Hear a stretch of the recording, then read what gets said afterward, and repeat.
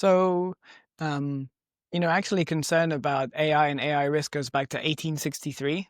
Samuel Butler sort of, but it sort of started with like the idea that we might get super intelligent machines goes back to Alan Turing and John von Neumann in the 40s and 50s. But really uh, the AI safety movement has its origins, you could say, in the extropian mailing list, which was basically, so extropianism was this sort of libertarian transhumanist ideology during the 1990s.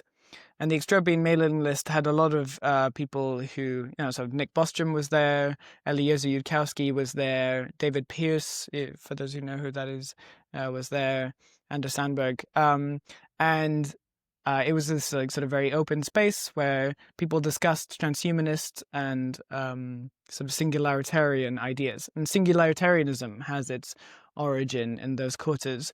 But the person who really kicked this off is Eliezer Yudkowsky around the late 90s and early 2000s. And, he started writing about the dangers of self-improving AI publicly. But, it seemed absurd to most people at the time. But Yeah, late 90s. We like yeah. we. Well, so early Oh, 2000s is initially he was like very pro, like bring on the singularity as soon as possible. yeah. But then he Oh, realized I all the didn't know risks that. involved, right? Yeah. So then during the early 2000s was really when a lot of that thinking got fleshed out, primarily by Eliezer Yudkowsky, and then he had other people who jumped out like Omohundro and Nick Bostrom, and the modern day AI landscape is very bound up with that early era. So, and this is where, you mentioned the whole shooting yourself in the foot thing, where, well, we get into, so there's a number of ways in which AI safety and the AI safety people have kind of caused the AI capabilities, the AI acceleration.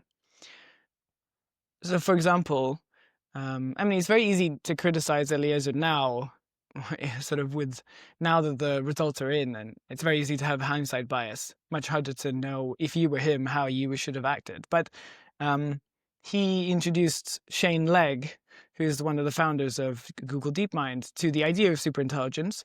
And then he introduced Shane Legg and Demis Hassabis to Peter Thiel at one of the parties for the Singularity Institute. And At Peter, the time, they weren't yet founders of DeepMind. exactly, yeah. So this is Right. early mid 2000s, yeah. Yep. And Peter Thiel was one of the like first funders of OpenAI. Sorry, DeepMind, as well as Jan Tallinn, the founder of Yep. Skype, another sort of AI safety concerned person. And so Google DeepMind got started arguably accelerating. Also, like a number of people at OpenAI got inspired. So Demis Hassabis and Nick Bostrom seem to have been really instrumental influences on Elon Musk and also Sam Altman. And I think some of the people who founded OpenAI met at this conference that the Future of Life Institute organized in Puerto Rico in 2015. And then, so Sorry. Just so the timeline here is like DeepMind got funded because Eliezer introduced Demis and Shane Legg to Peter Thiel. And then when did Google buy DeepMind? I this think before that this was in conference? 2010, I believe. 2010. Okay, Yeah, so this already happened. 12, So something Google, around there. one of the biggest tech companies, had basically the only AGI lab on Earth at that time. Yeah.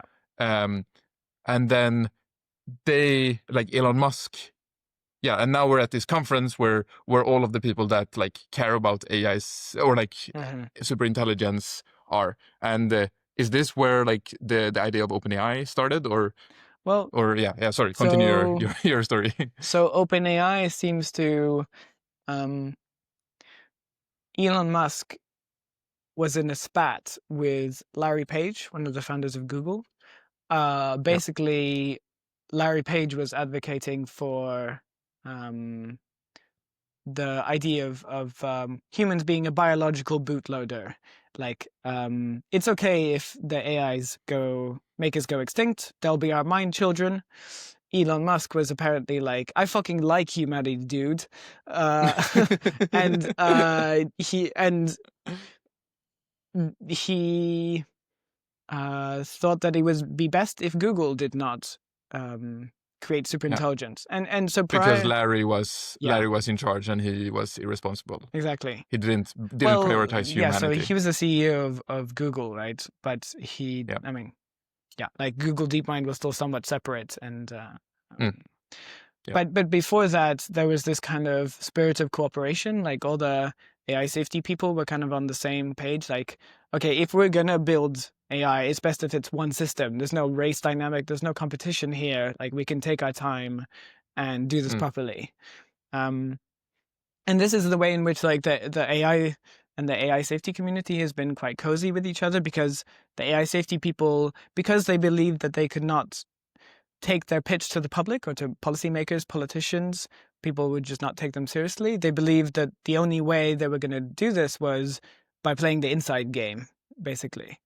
And so, And what does that mean? Well, like it means that being having a voice in these companies, like being the person in the room to make sure that everything's done safely, basically.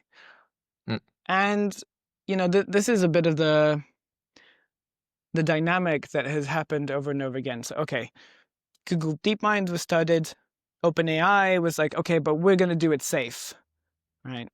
And then, in 2020, Anthropic was like, okay, we had enough with OpenAI. We're going to do it safely this time, right? And then, like, each time you accelerate, Elon Musk left OpenAI, and then he started xAI, right? And then Ilya Sutskever left OpenAI, and he started Safe Superintelligence. And like Mira Murati left OpenAI, and she's got her own. I don't even know what they're called, but like, it just keeps happening over and over again that they're trying to do it like, okay, but this time we're going to do it safe, and then they end up accelerating the race.